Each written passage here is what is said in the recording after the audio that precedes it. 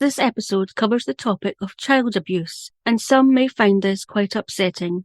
This is the conclusion to the Moira Anderson story. We left episode 3 in February 1998, with Sandra having released her best-selling book, Where There Is Evil, after being let down by the justice system in regards to her father, Alexander Gartshore's crimes against members of her family and the likely murder of Moira Anderson. However, the year before, in 1997, a church elder in Scotland had been convicted of molesting 5 young girls and was sentenced to 10 years in prison. Little did Sandra know at the time of her book being released that this would propel Moira Anderson's case back into the spotlight when this man was linked to her murder by his own family members following his death in April 1999. And then this man's own deathbed confession was revealed.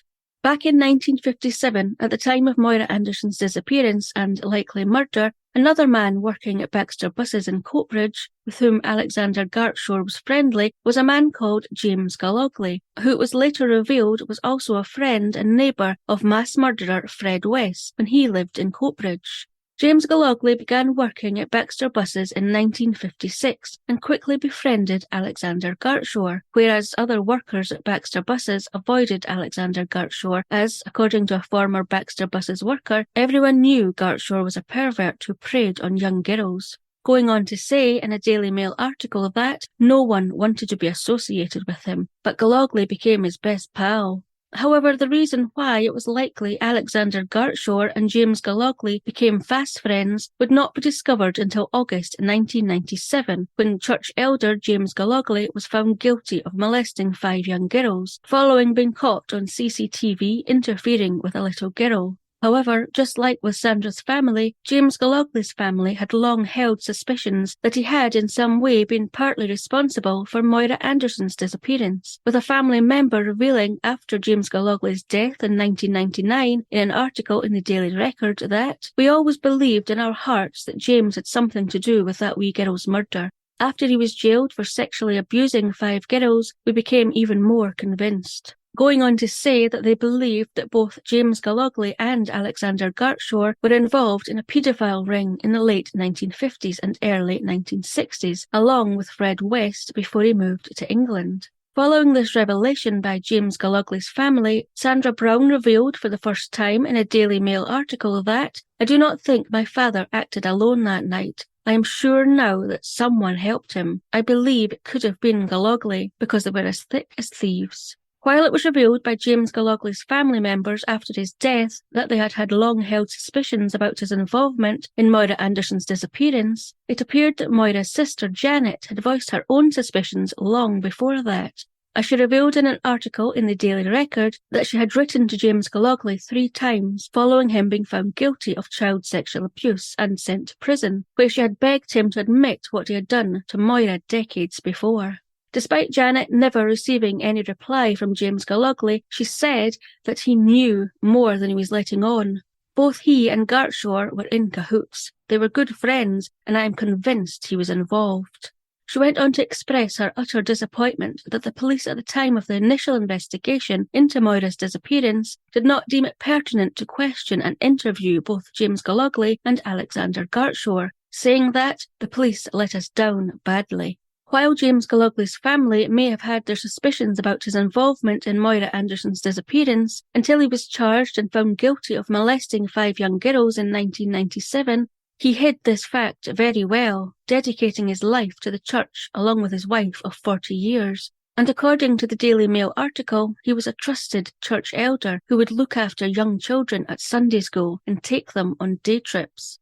Since his conviction, his family have suffered immensely due to the mere association with him, with his brother, who was a minister in Coatbridge at the time, saying in the Daily Mail article that, "My sons cannot get jobs because of their surname, and he has brought this family down to the lowest." Despite James Gallogley being convicted of child sexual abuse, his brother still believes he is innocent of any wrongdoing in regard to Moira Anderson's disappearance, as he claims he had an alibi, saying that James Gallogley had spent the entire night with his fiancée and future wife, wedding planning. However, when James Gallogley's wife was found as she had fled her home following her husband's arrest, she said that, "The police never asked me to confirm his alibi, and I cannot remember whether he was with me that night or not."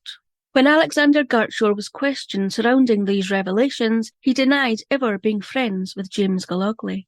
Sadly, this new information led nowhere, and Moira Anderson's case again went cold. That was until 2003, when it was revealed that the police were keen to investigate a 26-page deathbed confession which related to Moira. Would this shed any further light on Moira Anderson's disappearance? Shortly before James Gallogly died in 1999, he apparently made a lengthy confession to a fellow prisoner, Alexander Keel, who in turn had documented all of these details, as apparently James Gallogly was too ill to write this confession himself. These details apparently included the area where Moira Anderson's body was, with Detective Chief Inspector Les Darling saying in an article in the BBC News on the 12th of October 2003 that "We are more than interested in this new information and look forward to examining it." According to the same article, the apparent confession by James Gallogly went on to say that on the day Moira had gone missing, she had been sedated and taken to the bus depot and had been abused by James Gallogly, Alexander Gartshore, and a third unknown man. Moira had then apparently been left, likely unconscious, overnight in a boxed area under one of the bus seats, only to be found dead the following day, with James Gallogly apparently saying that "we believe it was the cold that killed her, as it was very bitter that night." The confession went on to say that Moira's body had then been dumped in a local burn a few days later. As damning as this was, the confession went on to reveal even more. James Gallogly had apparently told fellow prisoner Alexander Keel that back at the time of Moira Anderson's disappearance, there had been a paedophile ring working in the Coatbridge area, which apparently included not only James Gallogly and Alexander Gartshore, but also serial killer Fred West and Dunblane gunman Thomas Hamilton, as well as members of the Scottish Parliament, senior police officers and judges. It was also disclosed at the time that Alexander Gartshore had been a member of the Freemasons when he lived in Coatbridge, with Sandra revealing in her book Where There Is Evil that the members of that particular lodge that Alexander Gartshore was part of consisted of 90% policemen. When news of this apparent deathbed confession reached Moira's sister Janet in Australia, she broke down in tears, saying in an article in the BBC News that "Now I just hope and pray to God they reopen the case, and maybe we can finally bring this to an end." But why had it taken almost 4 years after the deathbed confession had been made by James for police and Janet to be made aware of it? Well, according to Where There Is Evil, Alexander Keel had in fact contacted the Scottish Crown Office and made them aware that he had the confession and asked if they or Strathclyde police detectives would come and speak to him about the deathbed confession. However, the Crown Office refused to take this seriously and nobody ever followed this up. And so the existence of the deathbed confession was kept secret until Alexander Keel, who had taken the deathbed confession, was released in 2003, and he finally went public with it. However, only after asking newspapers for £20,000, which in today's money is £35,000 or $44,500 for the first 15 pages of the confession. Although when no payment was forthcoming, he did hand over the first 15 pages, with officers from Strathclyde Police receiving the full 26 pages. However, after the details, including those named as potentially being part of a paedophile ring, were thoroughly examined by senior police officers, the confession was discredited, and permission to re-interview Alexander Gartshore was denied, as apparently no grounds for this had been discovered in the confession.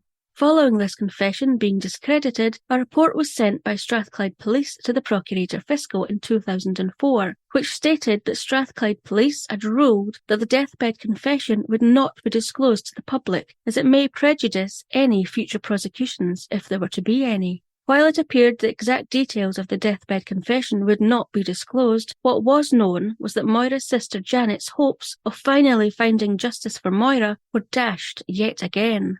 Sandra Brown, though, was not prepared to allow this potentially crucial evidence and Moira Anderson's case to quietly fade away again, with her saying in a BBC article, "I believe Alexander Gartshore was part of something a lot bigger," going on to say that she felt her father had always been protected by those from high up. Sandra had already fought long and hard against the Scottish justice system to try and get justice for Moira as well as her own family. She wasn't going to stop fighting now. And so in 2005, Sandra sent a request to the Scottish Information Commission to disclose the information in the deathbed confession. However, this request was turned down 5 times by Strathclyde Police. But Sandra continued to appeal these decisions, despite fearing this was a battle she would not win. And at the time of this recording, Strathclyde Police have continued to turn down Sandra's request to make the 26-page deathbed confession public. Although excerpts from the first 15 pages have been released in the Sunday Mail, the newspaper that Alexander Keogh handed the confession over to, and it's interesting reading. But experts who have read these details have also branded it as a cruel hoax. You can find some of the details from the document Confession, a Cruel Hoax, that you'll find a link to in the show notes. However, despite Strathclyde Police and experts discrediting the confession, a search was carried out in the area of the burn where the confession said Moira's body had been dumped after her death, but sadly nothing was found. But this wouldn't be the last search that was carried out, and there were yet more twists and turns to come in this case. While Sandra and Moira's sister Janet continued to battle to have Moira's case investigated again, investigated as a murder inquiry and not merely a missing person inquiry, to have searches for Moira's body carried out, and to have Alexander Gartshore be re-interviewed in connection with Moira's disappearance, Sandra also launched the Moira Anderson Foundation as a legacy to Moira and her family, which, according to moiraanderson.org, provides a place of safety and support for children and adults who have been affected by childhood sexual abuse. And in 2006, Sandra received an OBE for her services to child protection in Scotland. Sandra says in Where There Is Evil that her drive to seek justice for Moira came from a feeling of failing to protect Moira from her father, despite her being only 8 years old when Moira disappeared. 2006 then came around, and while Sandra didn't hear if another appeal to have the details of the confession made public would be granted, she instead heard some other news. Her father, Alexander Gartshore, was in hospital and was not expected to come out. But did Sandra want to see her father again before he died? She spoke to her brothers, who both decided they wouldn't go and see their father in hospital. But after careful consideration, Sandra felt she had to. She needed to find out if her father would finally admit to his part in Moira Anderson's disappearance and the location of her body on his deathbed. She needed to do this for Moira and her remaining family. And so on Friday the 24th of March 2006, Sandra and her husband made the trip to the Leeds hospital where her father now lay dying. According to Where There Is Evil, her father initially refused to see Sandra. However, after a word from his third wife, he agreed. With Alexander now alone in his room, with his wife having left to give Sandra and he privacy, Sandra made her way into his room, and her heart raced with shock. Not at how ill her father looked, as the nurse had warned her, but at how big and imposing he still seemed, sitting in his chair beside his bed with an oxygen tank attached, staring at her as she entered his room and sat on the remaining chair, close, but not too close to her father's. At this point, while Sandra did not ask her father's permission to record their conversation, she took from her bag a dictaphone, pressed record on it, and placed it openly on the windowsill, before facing her father and saying, according to Where There Is Evil, "Dad, you know why I'm here," to which he simply nodded. Sandra and her father quietly spoke about family, her children and grandchildren, the family he didn't know, and before long an hour had passed. The topic of family seemed to have settled Alexander, and so Sandra then produced Moira Anderson's photo to see what he said. He initially recoiled, before then taking it and looking at it for some time, before eventually turning to Sandra and saying, "You know, Sandra, that I never touched that little lass. I never even seen her. I seen her coming off my bus," before he broke off and began to cry. However, he quickly composed himself again and said to Sandra that I wasna involved. Before he then said of Moira, looking at her photo, "She's haunted me my whole life. She was bonny, too bonny for her own good," before ending by saying, "I regret everything to do with that kid." The nurse then came into the room, and it was time for Sandra to leave, telling her father before she went, "You won't see me again." Sandra left the hospital feeling lighter, feeling she had said what she needed to say to her father, but was deeply sorry that her father had not done the right thing and disclosed what had happened to Moira and where her body was, giving the much-needed closure to Moira's family. And her heart broke when Sandra telephoned Janet on her return home to tell her the news. Alexander Gartshaw died 8 days later. Would this mark the end to any chance of Moira and her family receiving justice? The following year, 2007, was the 50th anniversary of Moira Anderson's disappearance, and on the 23rd of February, a special service to celebrate Moira's life took place at Airdrie Baptist Church, the very church where Moira had been christened, where Sandra said, according to an article in the BBC News, although Moira's time was all too short, her legacy is remarkable, with so many children, young people and families who suffered child sexual abuse being supported through the Moira Anderson Foundation. But that was not all 2007 brought. It brought the beginnings of yet another long fight for Sandra and Moira's family. Apparently, in 2005, at the same time a search had been carried out in the area of the burn where James Gallogly's deathbed confession had said Moira's body had been dumped, which sadly found no trace of Moira, a separate area had been searched using a radar survey, and that survey had, according to an article in the Scotsman in 2012, indicated there was a possibility of an unauthorised burial. The area being a family grave in the old Monkland Cemetery in Coatbridge, where it just so happened a friend of Alexander Gartshaw's, a friend who had died around the very same time that Moira had disappeared, had been buried. This area was of interest as apparently Alexander Gartshaw had said at the time of his friend's death and grave being dug and Moira's disappearance that his friend dying had done him a big favour, with it being thought that perhaps he had taken Moira's body from the burn and placed her in the family grave before his friend's coffin was then placed on top. However, despite this evidence and the radar survey apparently suggesting that it was possible Moira's remains could be in the grave, for whatever reason this information was not acted upon, and so yet again Sandra and Moira's family embarked on a long fight to have this grave exhumed and searched for Moira's remains, believing in their hearts that this was where Moira's body was. But they would have to wait to find out for sure, wait and fight for 5 long years. But before permission was given for the family grave to be searched and agreement sought by the family of the grave, something happened that left Moira's sister, 68-year-old Janet, shell-shocked.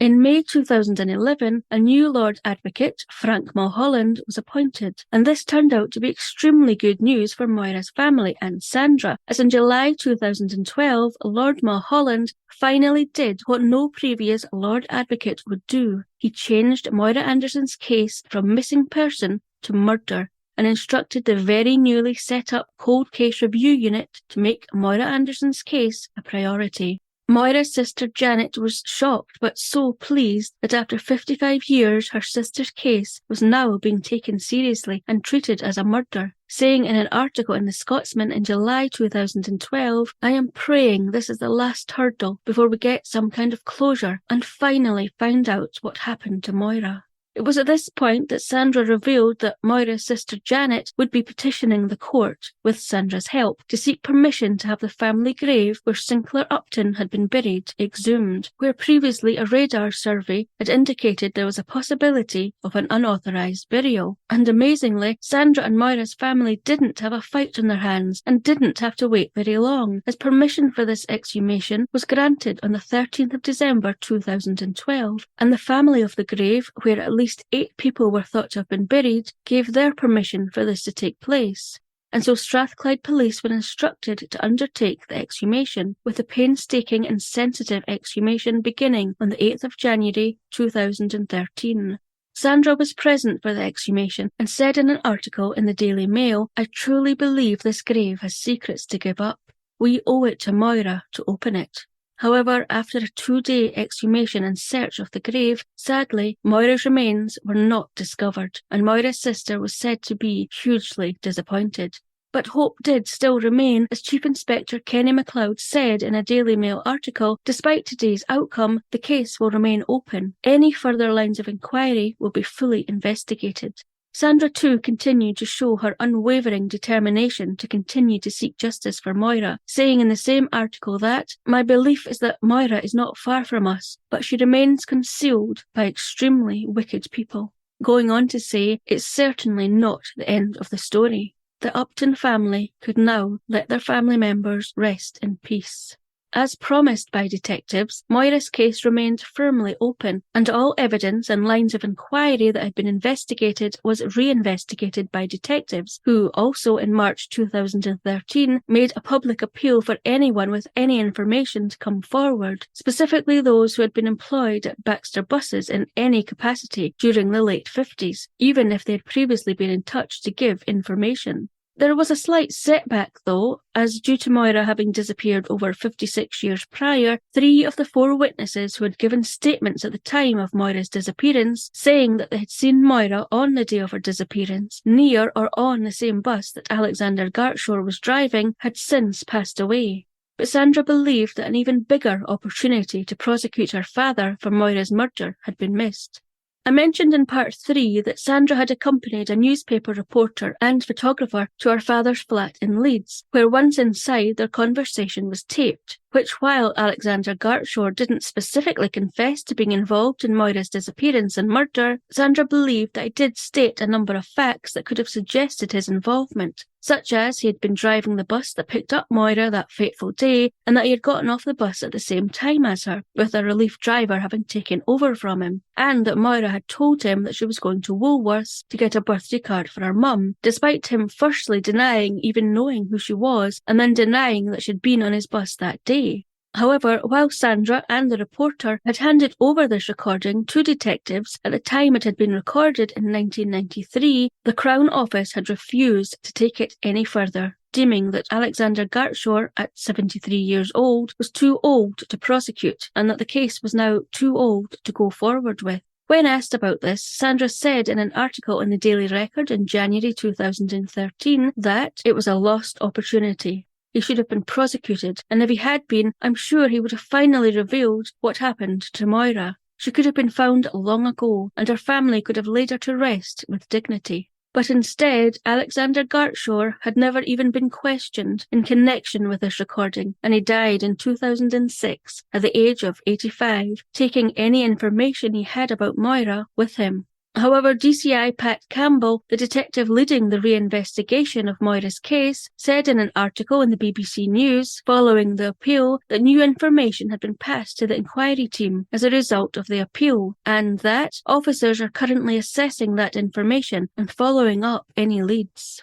Following this, it's presumed officers continued working on the investigation, re-interviewing witnesses who were still alive, speaking to Baxter bus employees from the late 50s who came forward, and going over all the evidence and statements that had previously been collected, as things quietened down after the flurry of activity following the exhumation and appeal. That was until January 2014, when another shocking and unprecedented step was reported in newspapers. Alexander Gartshore was named by prosecutors as Moira Anderson's murderer. Well, sort of, but I'll come to that. So why now, after almost 57 years of Sandra and Moira's family fighting against the Scottish legal system, and Alexander Gartshore now having been dead for 8 years, why now? What had happened? Well, it appears fresh eyes looking at all of the old evidence, both from at the time of Moira's disappearance and the evidence presented to police by Sandra over the years, as well as more witnesses thankfully coming forward, 2 of which being extremely important. According to an article in the Daily Record in January 2014, one new witness came forward to say that Alexander Gartshore had exposed himself to her and Moira while they were at the local park in 1956, and that he had apparently called Moira by name, backing up what Sandra and Janet had thought all along, that despite Alexander initially having denied it, he knew exactly who Moira was when she stepped onto his bus that fateful Saturday in 1957. The second witness told the cold case detectives that they had seen a man dragging a young girl, fitting Moira's description, by the arms near a bus terminus in Coatbridge on the day Moira was reported missing, going as far as picking out Alexander Gartshore as the man who had been pulling the young girl by the arms when asked to go through a number of photos. Both new witnesses were said to have had credible reasons for not coming forward beforehand. So, these new witness statements, coupled with the other witness statements from back in 1957, as well as the evidence Sandra had produced, led to this turn of events. So, fantastic. Finally, Moira's murderer has been revealed. Well, not quite. as despite the announcement being welcomed by Lord Advocate Mulholland, he went on to explain that despite Alexander Gartshore being accused of being Moira's murderer, this didn't actually equate to him being found guilty, saying in a Daily Record article, "The trial process is the only way in which guilt or innocence can be determined. We are not saying that the suspect is guilty, only that there is sufficient credible and reliable evidence to indict him, and there would be a reasonable prospect of conviction had he still been alive." Going on to say that he hoped this brought the long-fought-for closure that Moira Anderson's family and Sandra so desperately needed. DCI Pat Campbell did go on to say in the same article that Moira's disappearance remains an unsolved case and would be subject to periodic reviews, going on to appeal again to anyone with any information that could help Moira's remains be recovered to please come forward. Searches have continued to be carried out over the years, following geographic reports, surveys and forensic soil science being carried out, with the last search being carried out in 2017, and new possible locations to search having been identified in 2022, based on information police have already received and any new evidence that is made available. But that vital piece of information that could lead to Moira's remains is still to be uncovered. But Sandra, having previously been so let down by the police and legal system, did say in an article in the Daily Mail in May 2015 that it's beyond the call of duty what the investigators are doing now. In 2017, on the 60th anniversary of Moira's disappearance, Janet, Moira's sister, travelled to Scotland from her now home in Australia to mark the occasion, saying in an article in The Sun in March 2017 that, "I pray each night that she's found, and I still have nightmares, although not so often now. All we want is closure."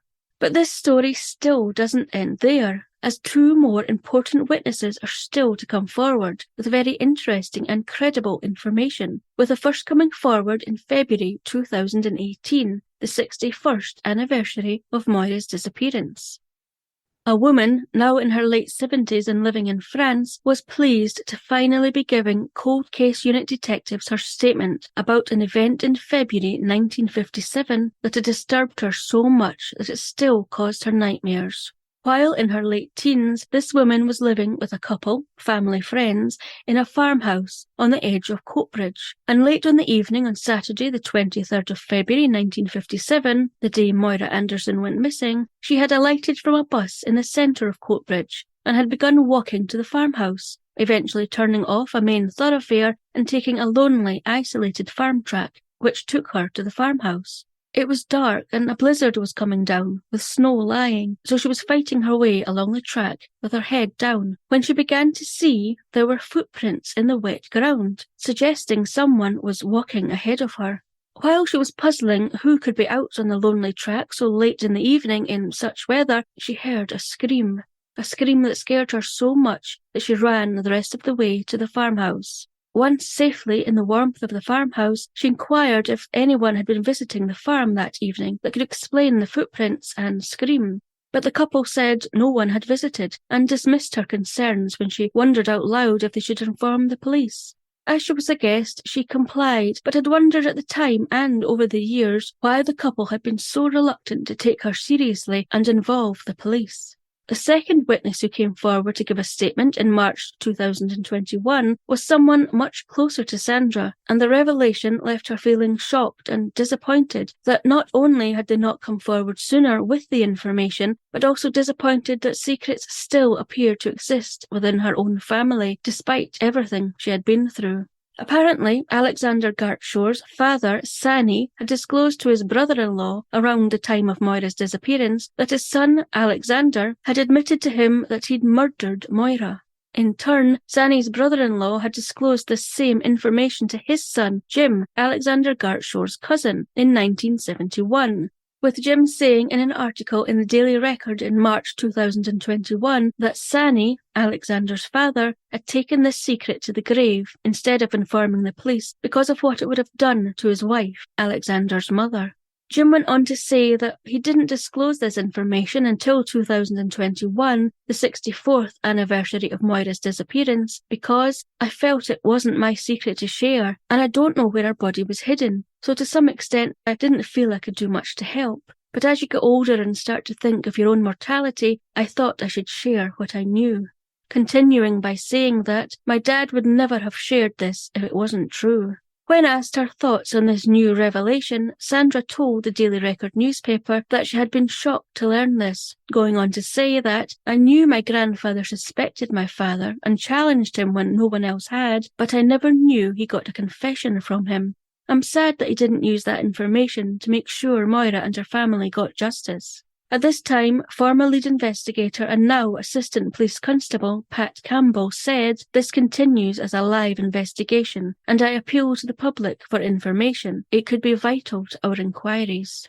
Janet summed it all up in the same article in 2021 when she said, "After 64 years, it is still the feeling of not knowing that causes so much pain." And sadly, even in 2024, the pain for Janet of not knowing what happened to Moira and where her remains are continues. If you have been affected by the topic covered in these episodes, if you're in Scotland, as after an initial phone call, appointments are face-to-face, then you can contact the Moira Anderson Foundation at moiraanderson.org, which is dedicated to supporting children and adults who have been affected by childhood sexual abuse, or get support from organisers in your area or country. As the Moira Anderson Foundation is a charity, if you would like to support it, then you can give a donation by visiting the website. Now it's time for the first Dawn's Digest of the year.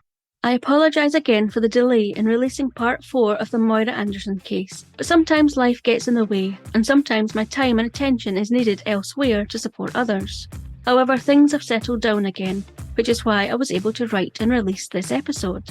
For the rest of February, while I get some more episodes written, I am going to be releasing the collaboration episodes I recorded with Naomi Channel last year regarding Luke Mitchell and Jodie Jones, as well as a Darkcast Network ethics discussion. Then, starting from the 5th of March, I plan to release 3 episodes each month, so don't forget to subscribe if you're not already, so you don't miss the extra episodes. To help to deliver this great extra content, I will be speaking with other podcasters, where we will tell you a story about a murder that took place out with Scotland, either a Scottish victim or Scottish murderer, a sort of home and away season if you like. Also in 2024, our production company, Clurenton, is planning on releasing at least 2 new podcasts, one focusing on delving into the policing community around the world, and the other speaking with people who have inspiring stories to share. And Scottish Digest will also be back for Season 2, where I'll be chatting with people who will be sharing their love of different places and areas in Scotland with me, hopefully offering some inspiration for your next trip. Make sure you don't miss out on any of these exciting new developments by following Clurenton on social media. It's at Clurenton on X, formerly known as Twitter and Instagram, and we're also on LinkedIn. And watch out also on Clurenton for some exciting giveaways in the near future. So that's what's coming up with our podcasts in 2024. But there's even more. We're also going to be at CrimeCon in Glasgow on the 27th of April 2024 and in London on the 21st and 22nd of September 2024, and it would be great to meet as many of you as possible. CrimeCon UK is the world's leading true crime event, which is partnered by True Crime, the expert-led true crime TV channel. Attending a CrimeCon event is a fantastic and fascinating experience, with a variety of speakers covering a wide range of topics. There truly is something for everyone. This year, there are a wide range of tickets you can purchase, but don't forget to quote Scottish at the checkout for your special 10% discount. We hope to see you later this year in Glasgow and London.